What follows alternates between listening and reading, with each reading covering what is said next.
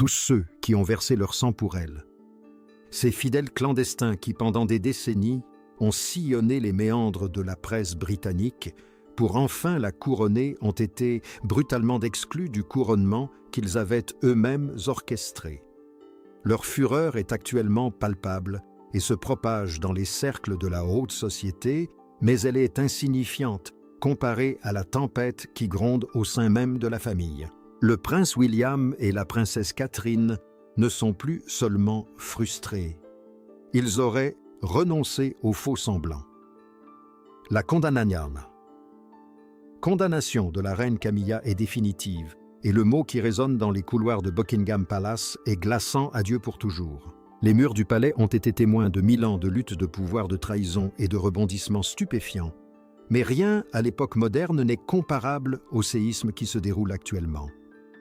Le destin de Camilla a été scellé par une coalition de forces qu'elle croyait avoir domptée, et il n'y a plus de retour en arrière possible.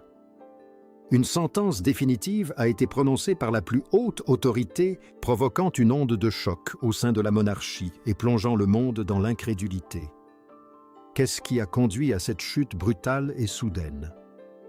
Pourquoi est-ce la fin du parcours pour celle qui s'est battue plus longtemps et avec plus d'acharnement que quiconque pour être reconnue comme l'égale de Charles? Restez à l'écoute, car la vérité sur le départ fracassant de Camilla est sur le point de réécrire l'histoire de la maison de Windsor et de redéfinir à jamais l'avenir de la famille royale. Dans un retournement de situation stupéfiant qui a laissé sans voix même les correspondants royaux les plus aguerris, le titre royal de la reine Camilla pourrait bientôt appartenir à une autre époque. Le caractère inattendu et brutal de cette décision a provoqué un véritable séisme au sein des cercles royaux les plus influents. Et le public se pose une question cruciale. Pourquoi maintenant? Qu'est-ce qui a bien pu pousser Camilla à renoncer à ce titre qui semblait autrefois représenter l'apogée de sa carrière, tandis que Buckingham Palace garde son silence habituel, sans confirmer ni infirmer les rumeurs? La simple suggestion d'une telle mesure radicale a déclenché une avalanche de spéculations. Le roi Charles œuvre depuis longtemps à une monarchie allégée, une vision d'une institution plus légère et plus agile, reflétant mieux les valeurs d'une société moderne et sceptique. Il aspire à un trône moins accablé par le poids étouffant des coutumes désuètes et des formalités excessives, un trône qui choisit de s'adapter plutôt que de succomber aux chaînes du passé. Si ces informations sont exactes, la décision de Camilla est la première victime majeure de cette vision, marquant une rupture délibérée et douloureuse avec la tradition au profit d'un rôle redéfini, voire diminué. Pour Camilla, porter le titre de reine n'a jamais été le conte de fées que l'on avait promis au public. Depuis son mariage avec Charles et en 2005, elle vit constamment dans l'ombre de la reine Élisabeth, dont le règne de 70 ans a instauré une norme de stoïcisme et de sens du devoir pratiquement impossible à égaler. Chaque geste de Camilla était disséqué, chaque chapeau scruté et son acceptation par le public britannique a été un processus lent, laborieux et souvent réticent. Lorsque la reine Élisabeth a donné sa bénédiction historique à Camilla pour qu'elle devienne reine consort, à l'accession au trône de Charles, cela a été perçu comme le sceau ultime de sa légitimité. Mais aujourd'hui, alors que Camilla semble se retirer de ce statut chèrement acquis, on peut se demander, a-t-elle jamais vraiment désiré ce rôle? Ou était-ce un devoir accompli par amour pour l'homme qu'elle aimait? Avant de trouver le poids de la couronne trop lourd à porter, la couronne est bien plus qu'un simple bijou. C'est une exigence de perfection implacable, un aimant à vautour médiatique et une condamnation à vie au service public. Peut-être Camilla a-t-elle enfin compris que le prestige ne justifie pas le prix à payer sur le plan personnel. Et réactions du public face à cette rumeur de départ sont extrêmement partagées. Pour certains, il s'agit d'un acte courageux et louable de lucidité, une femme qui choisit l'authenticité plutôt qu'un titre vide de sens dicté par des règles archaïques. Pour d'autres, c'est un désastre déstabilisant, le signe d'une profonde incertitude interne qui menace de déséquilibrer la monarchie tout entière en cette période de transition. L'histoire nous enseigne que la couronne britannique n'est pas étrangère à l'art de la réinvention. Le couronnement de la reine Élisabeth II dans les années 1950 fut un chef-d'œuvre de stratégie médiatique pionnière diffusant la grandeur de la monarchie directement dans les foyers de la nation pour la sauver de l'oubli. Aujourd'hui, des décennies plus tard, le départ supposé de Camilla pourrait symboliser la prochaine grande transformation, remettant en question l'idée même que les titres royaux sont fixes et éternels. Mais la question la plus intrigante demeure sans réponse: s'agissait-il d'un choix personnel, fait par une femme lasse, ou d'une opération chirurgicale orchestrée de l'intérieur même de la monarchie pour protéger l'avenir de l'institution? La remise en cause du titre de Camilla est le reflet direct d'une fracture plus profonde et plus dangereuse, celle qui oppose les princesses Catherine et Anne. Ce qui semblait n'être qu'un désaccord familial privé a dégénéré en un véritable spectacle public, brisant l'image d'unité royale soigneusement entretenue que le palais s'efforce de projeter. Pour la première fois dans l'histoire moderne, les rouages internes de la firme et des firmes ont été mis à nu, déclenchant de vifs débats sur la véritable nature du pouvoir.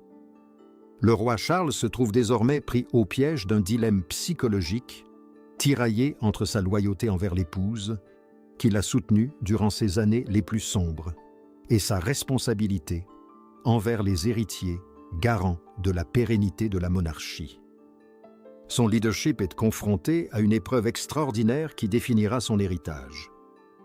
Va-t-il risquer d'aggraver les divisions en laissant cette fracture s'envenimer, ou va-t-il intervenir avec fermeté et autorité pour rétablir l'ordre avant que le nom des Windsor ne soit irrémédiablement terni? Chaque jour qui passe, les enjeux s'intensifient et la pression sur le roi contraint de prendre une décision susceptible de changer le cours de l'histoire devient insoutenable. La perte soudaine du titre de reine n'est pas seulement un coup dur pour Camilla, elle est le fruit d'une lutte de pouvoir non résolue qui menace la stabilité même du trône. Les répercussions de ce conflit ne se limitent plus aux chambres secrètes du palais. Elles ont débordé sur la scène médiatique internationale, signalant un changement fondamental dans le fonctionnement de la famille royale. Les secrets, autrefois protégés par la menace de trahison, sont désormais chuchotés dans les couloirs du pouvoir, et les conséquences de cette révélation sont considérables. Qu'est-ce qui a précisément conduit à ce revirement de situation? S'agit-il d'un coup d'État soigneusement orchestré par des forces au sein de la famille royale qui ne l'ont jamais accepté, ou bien de l'effondrement inévitable d'un système bâti sur des années de tension et de ressentiment latent? Une chose est sûre, la monarchie ne sera plus jamais la même, et la dynamique du pouvoir au sein du palais évolue de manière imprévue. La princesse Anne est depuis longtemps reconnue comme la membre la plus inébranlable et la plus déterminée de la famille royale.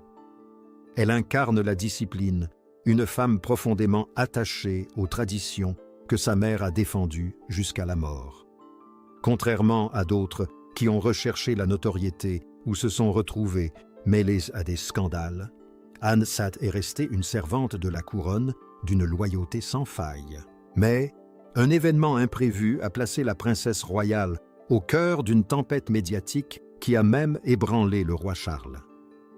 La confrontation inattendue entre Anne et Camilla a eu lieu à l'Université de Londres, où Camilla devait recevoir un doctorat honoris causa en littérature. En tant que chancelière de l'université, il incombait à Anne de remettre cette distinction.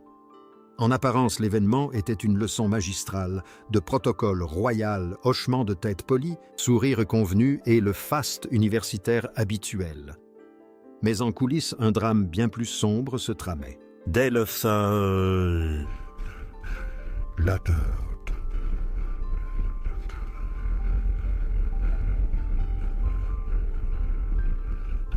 Arrivé.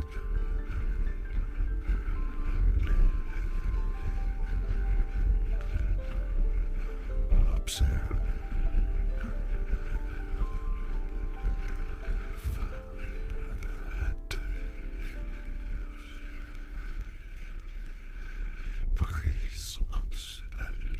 cérémonies ont perçu une tension paluble et inhabituelle entre les femmes.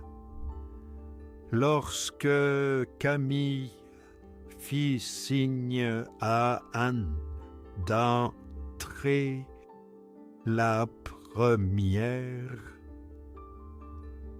hésita, le regard froid et calculateur, avant de s'écarter, laissant Camille prendre les devants.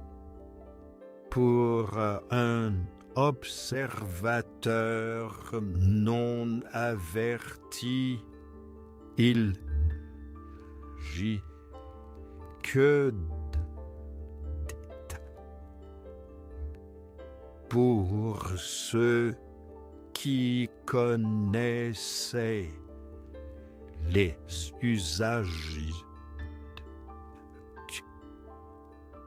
C'était une déclaration de désaccord subtil et pourtant cinglant. Le véritable choc, cependant, se produisit dans l'intimité du salon de réception, loin des regards indiscrets des caméras. Là, Anne fit l'impensable, elle confronta Camilla ouvertement et directement. Ceux qui ont assisté à la scène décrivent le ton d'Anne comme calme mais absolument inébranlable, ses paroles tranchantes comme un scalpel. Des sources proches du palais laissent entendre qu'Anne a contesté le droit même de Camilla, au titre de reine, remettant en question son influence et sa place dans l'histoire de la monarchie. S'en est suivie une avalanche de rumeurs. Quelques jours plus tard, des informations ont circulé selon lesquelles le roi Charles, pris au dépourvu par la gravité de la confrontation, aurait pris une décision sans précédent. Il semblerait que Camilla ne soit plus appelée Reine Camilla dans de nombreux contextes officiels, mais reprenne le titre plus formel de reine consort, une distinction qui subtilement mais profondément redéfinit son rôle et sa légitimité perçue. Pour beaucoup, ce revirement soudain est une trahison sidérante. Lorsque Charles est monté sur le trône, il a tenu à ce que Camille soit reconnue comme reine. C'était perçu comme la victoire finale d'un couple qui avait survécu à des décennies de scandales d'adultère et de haine publique. Mais aujourd'hui, ce changement brutal soulève une avalanche de questions. La confrontation d'Anne a-t-elle forcé le roi à agir ainsi? Était-ce une réponse à une majorité silencieuse, exerçant des pressions internes au palais, ou le signe d'une fracture croissante et irrémédiable entre l'épouse et la sœur du roi Camilla, toujours experte en stratégie à long terme, est restée publiquement imperturbable, mais son silence ne fait qu'alimenter les interrogations. Cette décision a-t-elle été prise pour éviter à la monarchie un désastre en termes d'image, ou est-ce un aveu discret que la position de Camilla n'a jamais été aussi sûre que le couronnement le laissait supposer? Une chose est indéniable, l'apparence d'unité a volé en éclats. Cette rare entorse d'Anne à sa retenue habituelle laisse penser que la corruption au sein de la famille royale est peut-être plus profonde que nous ne l'imaginions. Pour comprendre l'ampleur de ce que Camilla perd, il faut revenir sur le douloureux parcours qui l'a menée là. Lorsqu'elle a épousé Charles en 2005, elle a été officiellement nommée duchesse de Cornouailles. Un titre profondément ancré dans la tradition, mais aussi un repli stratégique. En tant qu'épouse du prince de Galles, elle avait légalement droit au titre de princesse de Galles, mais le souvenir de Diana était trop vivace, l'amour du public trop fort. Camilla a délibérément évité ce titre pour minimiser les controverses. L'ombre de la princesse du peuple, a plané sur chaque année de son mariage, l'empêchant d'assumer un rôle sans être constamment comparée à ce fantôme. Ces peu titres se sont finalement étendus à celui de duchesse de Rothesay en Écosse, Mais ce n'était que le prélude au bouleversement majeur survenu avec le décès du prince Philippe en 2021 et celui de la reine Élisabeth en 2022, avant l'accession de Charles au trône. Un débat acharné qui dura une décennie porta sur le titre de Camilla. Initialement, Clarence House annonça qu'elle serait connue sous le nom de princesse consort, un titre créé précisément pour apaiser une opinion publique qui la tenait encore responsable de l'échec de la guerre des pays de Galles. Mais à mesure qu'elle s'intégrait à la famille royale et prouvait sa loyauté, le titre de princesse consort tomba en désuétude. Lors du couronnement grandiose du 6 mai 2023, elle y avait enfin accompli l'impossible. Elle était devenue Sa Majesté la Reine. C'était l'aboutissement d'une vie de persévérance. Mais aujourd'hui, ce titre lui est retiré ou modifié, et la perte est immense. Elle ne perd pas seulement un nom, elle perd le symbole de sa reconnaissance. Être appelée reine était son gage de légitimité. Le perdre maintenant, c'est se voir dire, après toutes ces années de service, qu'elle n'est toujours pas à la hauteur. Au-delà du titre, elle perd l'autorité diplomatique et l'influence qui accompagne ce rang. En tant que reine, elle siégeait aux côtés de Charles en tant que père. Sa voix était reconnue et respectée dans la construction de la monarchie moderne. Sa présence n'était plus secondaire. Accéder à un titre inférieur signifie un rôle amoindri dans les affaires d'État et moins d'occasions d'influencer l'orientation de la famille royale. Il y a aussi la perte plus intangible de reconnaissance. Pendant des années, Camilla s'est battue pour gagner le respect du peuple britannique, et le couronnement était censé être le moment où ce respect serait consacré. Ce retour à un titre moins prestigieux marque un changement significatif de perception. C'est une modification de la façon dont elle est perçue par le monde, et peut-être plus douloureusement encore par sa propre famille.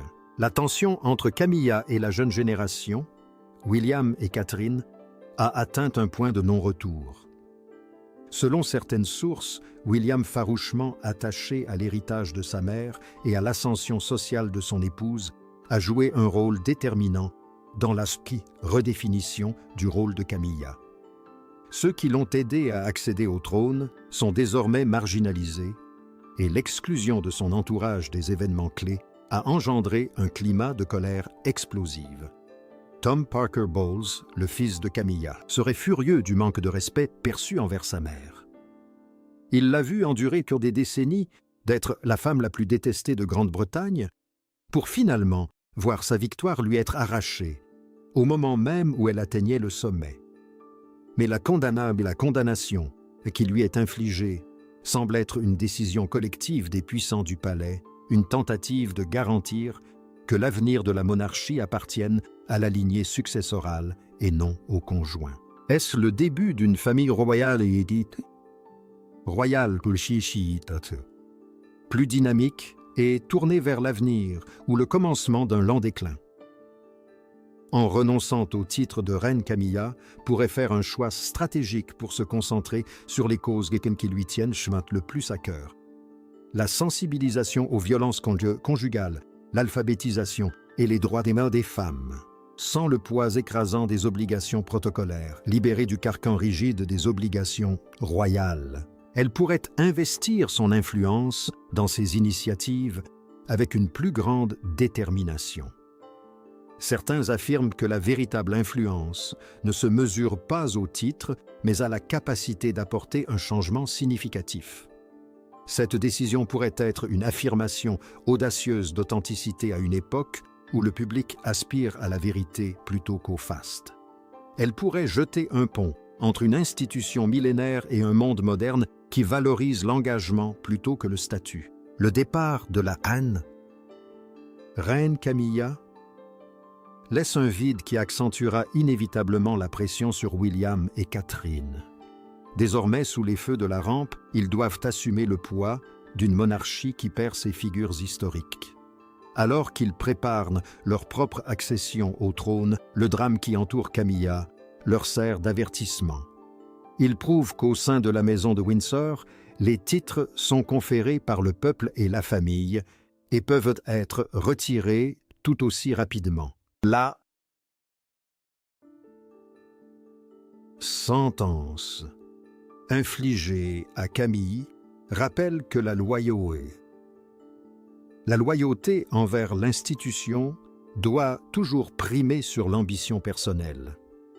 Reste à savoir si elle acceptera sa nouvelle position avec sa résilience silencieuse habituelle ou si elle choisira de lutter dans l'ombre.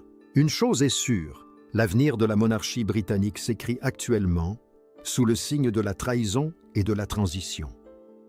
Le monde entier observe la firme tenter d'effacer les controverses du passé pour faire place à un avenir rationalisé. La perte soudaine de statut de Camilla est la preuve la plus flagrante à ce jour que personne n'est à l'abri de la vision moderne du trône défendue par le roi. Alors que la poussière retombe après la confrontation avec Anne et la colère des Gallois, une question demeure qui sera le prochain à subir le jugement final du roi. La monarchie a survécu pendant des siècles en évoluant, mais cette dernière évolution s'apparente davantage à une révolution. C'est un moment qui pourrait redéfinir la royauté pour le XXIe siècle, déplaçant l'attention du prestige héréditaire vers une action guidée par un objectif précis. Le parcours de Camilla de paria public à Rennes, puis de nouveau à consort incertain, est une histoire d'une incroyable résilience et d'une remarquable capacité d'adaptation. Il nous rappelle que le pouvoir au sein de la monarchie ne se résume jamais à un titre mais à l'influence exercée et à la cause servie. Sa transition soulève une question troublante pour l'avenir. Si le titre de reine n'est plus l'objectif ultime, que reste-t-il de la magie de la monarchie? L'institution est-elle en train de devenir une simple entreprise axée sur l'impact et l'image de marque, plutôt que sur l'autorité mystique de la couronne? Alors que le roi Charles guide sa famille à travers cette tempête, la stabilité de son règne est en jeu. La tradition l'emportera-t-elle ou la sentence infligée à Camilla marquera-t-elle le début de la fin pour la royauté que nous avons connue? Le monde entier retient son souffle, attendant le prochain épisode de ce drame royal sans précédent. Le moindre murmure provenant du palais est analysé à la recherche d'indices sur la véritable situation de la famille. La rupture entre les belles-sœurs, la volonté de faire de la princesse royale et les manœuvres stratégiques du roi ont instauré un climat d'incertitude totale. Pour Camilla, le sort est peut-être scellé, mais son héritage reste sujet à débat. Elle fut la femme qui a transformé le roi l'épouse, qui a fait le lien entre deux époques, la survivante qui a triomphé de ses ennemis, pour finalement se voir arrachée à jamais par l'institution même qu'elle a combattue pour diriger. Le rideau tombe sur l'ère de la reine Camilla, et tandis que le monde observe la monarchie entamer un nouveau chapitre, nous sommes contraints de constater que même les femmes les plus puissantes peuvent être accablées par le poids de leur propre histoire. Les répercussions de cette décision se feront sentir dans tout le Commonwealth, influençant la perception de la monarchie dans les pays lointains. Verront-ils une famille en crise ou un trône en pleine purification nécessaire et courageuse? La réponse dépendra de la manière dont William et Catherine géreront cette responsabilité accrue et de leur capacité à rétablir la stabilité si brutalement ébranlée par ce scandale. Le crime et la sentence cinglante ne visent pas seulement Camilla. C'est un jugement porté sur toute la famille royale. C'est la déclaration que l'époque où l'individu était protégé au détriment de l'institution est révolue. Dans le nouveau monde des Windsor, la responsabilité est la seule valeur qui compte. Alors que la reine consort retourne dans l'ombre qu'elle a passé 40 ans, à fuir, la monarchie se lance dans son pari le plus risqué.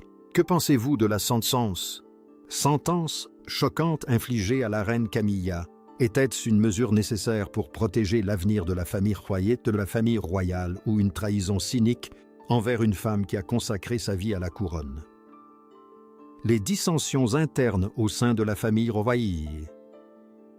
royales n'ont jamais été aussi flagrantes et leurs conséquences aussi irréversibles. Partagez vos réflexions dans les commentaires ci-dessous. Croyez-vous que la monarchie puisse survivre à un tel niveau de division ou assistons-nous aux derniers jours de la famille royale Hatun, royale telle que nous la connaissons? N'oubliez pas de vous abonner et de liker pour suivre notre enquête et découvrir les vérités cachées et les secrets explosifs qui se dissimulent derrière les murs du palais. L'histoire des Windsor est loin d'être terminée, et le prochain chapitre promet d'être encore plus choquant que le précédent. Restez connectés, car dans ce palais, la réalité dépasse toujours la fiction.